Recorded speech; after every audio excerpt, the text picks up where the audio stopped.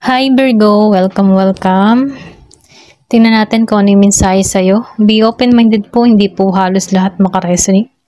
Kaya piliin nyo na lamang. And thank you nga po pala sa mga nag-subscribe at sa mga bumabalik. Marami pong salamat. Give me the message para kay Virgo. Ano yung mensahe sa'yo? Give me the message para kay Virgo. Coherence. Meron ka ditong coherence. So, nakikitaan ko rin dito, no? Alam mo yung tipo na ikaw yung tipo ng tao na balanse ka, okay?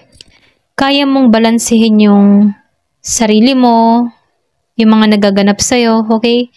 Kaya mong resolbahan ng maayos yung mga problemang dumarating sa buhay mo. So, nafe-feel ko rin dito, no, na ikaw yung tipo ng tao na kaya mong lumikha ng mga bagay-bagay or kaya mong mag-manifest na mapunta to sa katotohanan, okay? Kumbaga, no, nakikitaan ko dito yung pagiging mong na-attract mo yung mga gusto mong maganap or mangyari sa buhay mo. Ito rin nakita ko, kumbaga, para kang great manifestor, okay? So, madali mong ma-attract yung law of attraction. Ito rin nakita ko yung, kumbaga, yung mga hinihiling mo, madali mo siyang makamit, okay? Lalo-lalo na once na ginusto mo to at tinrabaho mo to, nakikitaan ko dito na madaling masakatuparan to, okay? Give me the message.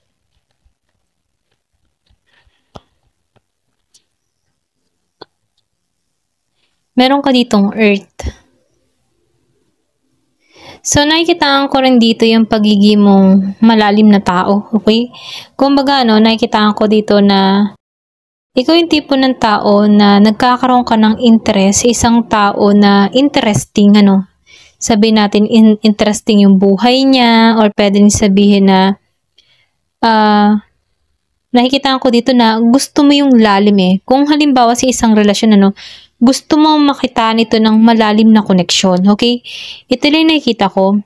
Hindi lang basta-basta sa ganda ng mukha ka nagbabasihan para magkaroon ng interest sa isang tao, Nakikitaan ko dito na mas humahanap ka sa ibang aspeto ng isang tao na to na makikitaan mo ng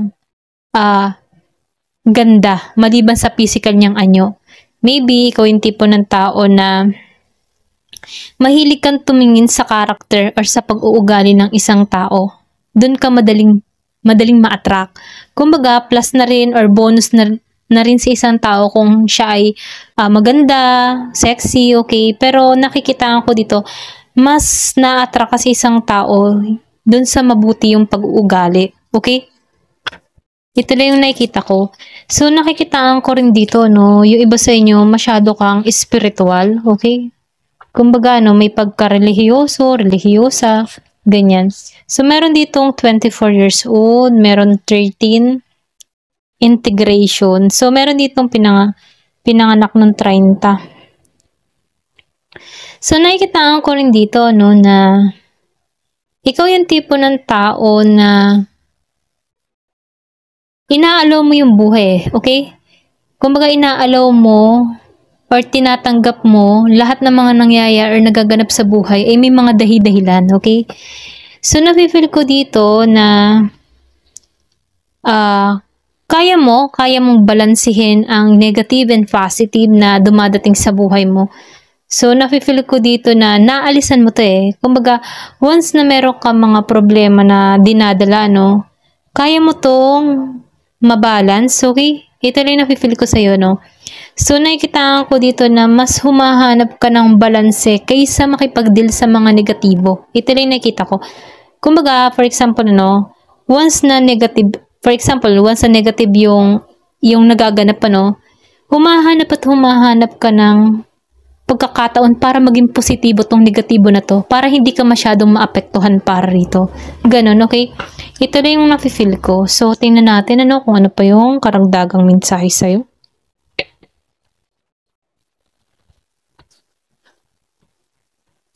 Give me the message Ano yung mensahe sa'yo?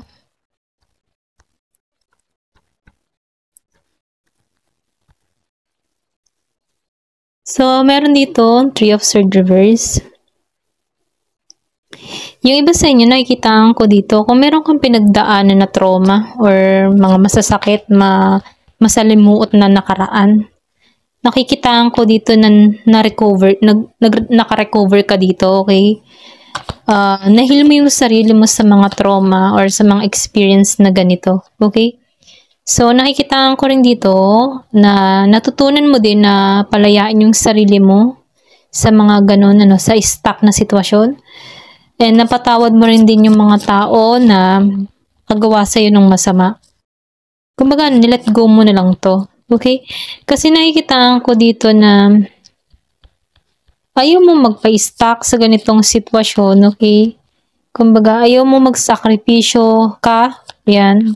Ito rin nakikita ko. Ayaw mo magsakripisyo sa ganong mahabang panahon na ma-stuck sa ganitong sitwasyon, Kasi nakikitaan ko dito, naranasan mo naranasan mong matrauma, yung hindi maging balanse. Yung iba sa inyo, nawalan ka ng lakas at katatagan. Marami kang pag-aalinlangan sa iyong sarili before, okay? Pero nalampasan mo itong mga pagsubok na to, kung bakit nagiging kang matatag. Pero before, nakikitaan ko dito na wala kang kakayahan, wala kang lakas para alisan to. Pero dahil na kaya mong balansehin yung negative and positive na dumarating sa buhay mo, nahanapan mo to ng harmony. Or pwede rin meron kang mga nabasa, napanood, kung paano harapin ang buhay ng positibo, okay? Kahit nasa mahirap na sitwasyon. Ito lang yung nakikita ko. So, dumating nga sa point mo na nawalan ka ng balanse, okay? Yung iba, nag-alinlangan ka din sa sarili mo, okay? Pero ganun pa man, nakitaan ko dito na nagkaroon ka ng takot before, okay? Pero nalampasan mo to. Maybe before, nahihirapan ka din sa pagbabago. Hindi mo tanggap kung ikaw man ay naka-experience na naloko, nasaktan ka.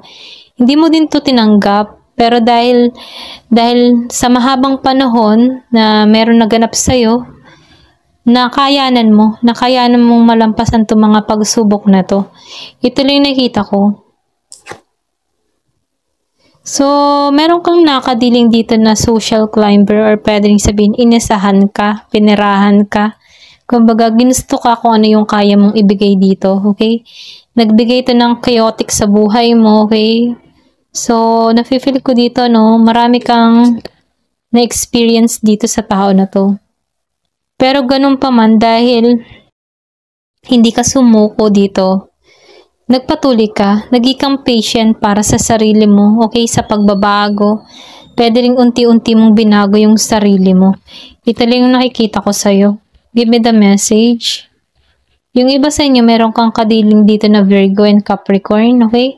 Hindi naging matatag yung connection nyo, okay? Kumbaga, pinirahan ka ng tao nito. Hindi halos lahat, ha?